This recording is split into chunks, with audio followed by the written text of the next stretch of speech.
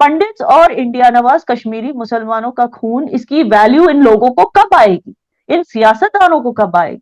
हर बार जो भी हम में से जो भी अपनी गवर्नमेंट को सपोर्ट करना चाहता है, हमें लेबल लगा देते हैं, स्टूज कहते हैं, आरएसएस वाले कहते हैं। अब वो जाहिर बात है कि इंडिया जा रहे हैं तो वहां पे भी यही डिस्कशन होनी है। ये अफगानिस्तान कहीं भी अल्लाह के हुक्म से नहीं निकलने देगा। और ये जो हमारी बहुत बड़ी गलतफहमी है ना कि वो अभी तालिबान आ गए तो हम सेंट्रल एशिया तक पहुंच जाएंगे, पहुंच के बताओ, ये ब्लैकमेलर है, इन्होंने कहा हमें पहुंचने देना। ये भूल जाए कि पाकिस्तान अभी रिसेंटली पाकिस्तान ने मुआहदे किए। नमस्कार दोस्तों, स्वागत है आप सभी का। दोस्तों, शुरुआत में आपने हिंदुस्तान की इस बेटी को सुना ही होगा कि कश्मीर में रहने के बावजूद इनको किस तरह की प्रॉब्लम्स का सामना करना पड़ता है। दूसरी बात हम करें तो अंडर सेक्रेटरी ऑफ यूएसए वो विजिट करने वाली है इंडिया, बांग्लादेश और श्रीलंका को, और उसमें इंडो पैसिफिक की ऑब्वियस सी बात होगी। लेकिन औकात यहाँ पे पाकिस्तान की पता चलती है कि पाकिस्तान कहीं भी है नहीं इंडो पैसिफिक के मामले में, और केवल अफ़गानिस्तान के चक्कर में फंसा हुआ है। तो इसीलिए कमर चीमा कह रहा है कि ये अफ़गानिस्तान हमें कहीं का नहीं छोड़ेगा, घर का ना घाट का, वो वाला हिसाब हो जाता है। तो समझ सकते हैं आप, धोबी के कुत्ते वाली पोजीशन में है इस टाइम पाकिस्तान, कहीं का नहीं रहेगा। चलिए अब वीडियो वो देखते हैं। जाहिर बात है कि इंडिया जा रहे हैं तो वहां पे भी यही डिस्कशन होनी है। जनाब के ये क्या इंडो पैसिफिक के हवाले से ही जो है वो डिस्कशन होनी है। अब पाकिस्तान इस सारी ग्लोबल डिस्कशन से, जो रीजनल डिस्कशन में कह रहा हूँ, इससे बाहर है। हमारे क्या मसाइल हैं? हम वही पुराने रोने रो रहे हैं जनाब, अफगानिस्तान में ये हो गया, इस्लामोफोबिया ये हो गया, जो है वो कश्मीर के मसले वहीं पे बैठे हुए हैं। इंटरनली हमारी जो डेमोक्रेटिक मामलात हैं वो खराब पड़े हुए हैं। और हम वो अपनी पुरानी कहानी सुना रहे हैं। और उधर वो जो इंडिया का तो खैर मल्टीलैटरल रिलेशनशिप है ही है। बांग्लादेश जो है वो आईटी में वहाँ पे इन्वेस्टमेंट जो अमेरिकन्स कर रहे हैं, उसके साथ-साथ जो है वो जैसे बिज़नेस पार्टनरशिप जो है वो बांग्लादेश के साथ जो है वो अपनी एनहांस कर रहे हैं।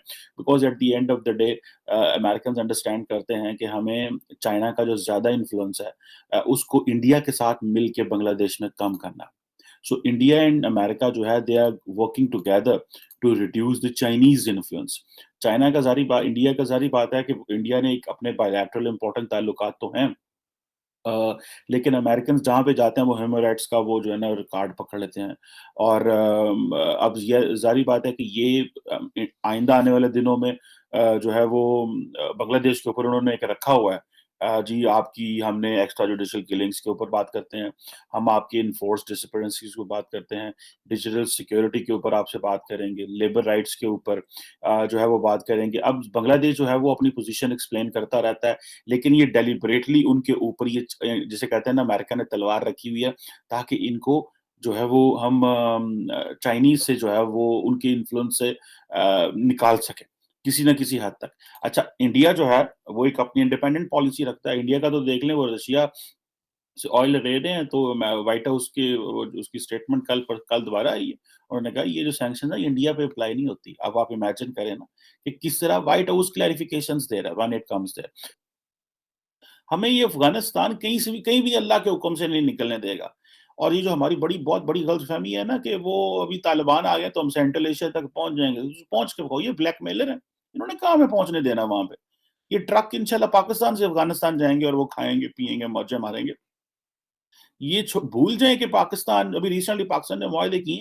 एक तो चाइन इंडियन इन्फ्लुएंस बढ़ रहा है सेंट्रल एशिया में, ठीक है जी, ऊपर से अफगानिस्तान के मामलात खराब हैं। आपका जो मुस्तकबिल है, अगर आप वाकई दुनिया में अपना इन्फ्लुएंस चाहते हैं, तो आपने जो एंगेजिंग अफ्रीका पॉलिसी इंट्रोड्यूस कराई है पाकिस्तान ने, उसके साथ इंडो पैसिफिक को एंगेज करें। एक तो सबसे पहले स्टार्ट करेंगे कश्मीर फाइल्स के हवाले से बात करेंगे। और अभी आपकी रिसेंटली एक आपके यूट्यूब चैनल पे एक बड़ी अच्छी वीडियो थोड़ी देर पहले मेरी आना से बात भी हो रही थी, जो इन्होंने सिक्योरिटी सेक्टर तक ही आई थी। वैसे अगर गेट खोल लेती तो शायद ये पाकिस्तान में भी कदम रख सकती थी, लेकिन नहीं आई। ये भी हम पूछेंगे इनसे। ये ना कश्मीर फाइल्स के हवाले से बहुत सारी बातें हो रही हैं।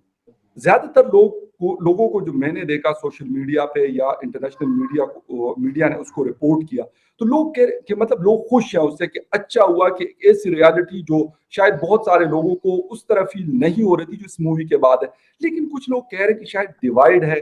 आप किस नजर से देख रही हैं इस फिल्म को, या फिर इसके बाद के जो असरात नजर आ रहे हैं सोसाइटी में, या एक चेंज आपको नजर आ रहा है? देखिए, कश्मीर फाइल्स जो है, it is a movie, actually I tell you very frankly, यहाँ पे एक स्पेशल स्क्रीनिंग हुई थी और मैंने आज ही देखी वो मूवी। मुझे इससे पहले मौका नहीं मिला, because as you know Kashmir में there are no cinema halls. There used to be cinema halls at one point of time, लेकिन अंदर जाके वहां जो काम करते थे उनको मार दिया गया और सिनेमा हॉल को शट डाउन किया गया इन द 90s। So अभी तक there are no cinema halls in Kashmir. तो लकीली कि यहाँ पे एक स्पेशल स्क्रीनिंग हुई थी, कुछ लोगों ने साथ में मिलके की थी। उसमें कश्मीरी मुस्लिम्स, कश्मीरी पंडित्स सब मिलके उन्होंने यहाँ पे स्क्रीनिंग ऑर्गेनाइज की थी, and I watched it today. And जब तक मैंने ये मूवी नहीं देखी थी, मैंने इसके सिर्फ ट्रेलर देखा था, और उसमें कई बार मुझे डिबेट्स पे बुलाया गया टू स्पीक अबाउट इट, और मैंने एक ही चीज बोली कि स्टॉप, यू नो, मैं अपने लोगों को एक ही चीज बोलना चाहती हूँ, stop sympathising with the terrorist, stop defending the terrorist and stop defending yourself. अगर आप जानते हैं कि वो काम टेररिस्ट का था, वो काम आपका नहीं था, तो डोंट डिफेंड कि हमें लेबल लगाया जा रहा है, सारे कश्मीरी मुसलमानों पे लेबल लगाया जा रहा है। नहीं, क्योंकि जिन्होंने टेररिज्म किया था हमारे कश्मीरी पंडित भाइयों के साथ, वो सारे कश्मीरी मुसलमानों को रिप्रेजेंट नहीं करते। और यही चीज मैं बार बार बोलती हूँ कि सारे Kashmiri Muslims are not terrorist. That is why it is necessary, और मैं आपके शो के थ्रू सारे कश्मीरी मुस्लिम्स को बोलना चाहती हूँ, stop defending unless you are guilty. अब मेरे हिसाब से जो भी हुआ हमारे कश्मीरी पंडित भाइयों के साथ, उसके लिए तब तो वो जमाना था, वी वर नॉट बोर्न, लेकिन आज मैं बोलती हूँ, आज वो सारे लोग जो टेररिस्ट से सिंपथाइज करते हैं, सॉफ्ट सेपरेटिज्म करते हैं, हर एक चीज का अपनी सियासत इस पे करते हैं, जिनको पंडित भाइयों की खून और कश्मीरी मुसलमान जो इंडिया नवाज थे उनके खून की वैल्यू नहीं है, उनके खून की वैल्यू नहीं करते हुए वो अपनी सियासत चलाते हैं। हर एक बार हर एक चीज का ब्लेम जगमोहन पे करेंगे। एक्सोडस हुआ जगमोहन की वजह से, ये हुआ उसकी वजह से। जब हमारे पुलिस वाले मरते हैं, उनको यू नो उनके जो कातिल हैं, जो टेररिस्ट हैं, उनके खिलाफ कुछ नहीं बोलते मेरी कम्युनिटी के लोग।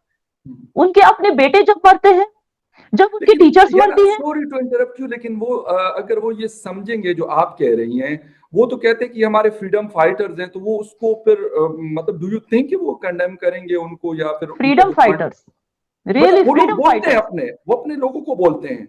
अच्छा चलो ठीक है, वो freedom fighters point of view, लेकिन वो लोग अगर कहेंगे तो उन फ्रीडम फाइटर, वो कैसे फ्रीडम फाइटर्स हो सकते हैं जब आपके कश्मीरी पंडित भाइयों पे उन्होंने जुल्म किया।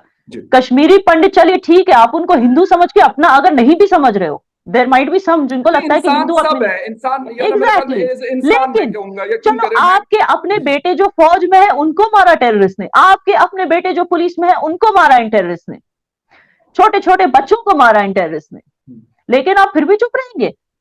आपका जमीर कब जागेगा? मैं बोलती हूं कि पंडित और इंडिया नवाज कश्मीरी मुसलमानों का खून, इसकी वैल्यू इन लोगों को कब आएगी, इन सियासतदानों को कब आएगी? हर बार जो भी हम में से जो भी अपनी गवर्नमेंट को सपोर्ट करना चाहता है, हमें लेबल लगा देते हैं, स्टूज कहते हैं, आरएसएस वाले कहते हैं, पपेट कहते हैं। हम अपने अगर प्राइम मिनिस्टर की रिस्पेक्ट करते हैं, हम अगर यहाँ पे लॉ एंड ऑर्डर चाहते हैं, हम अगर यहाँ पे पीस चाहते हैं, डेवलपमेंट चाहते हैं, तो हम पपेट हो गए जी, हम स्टूज हो गए।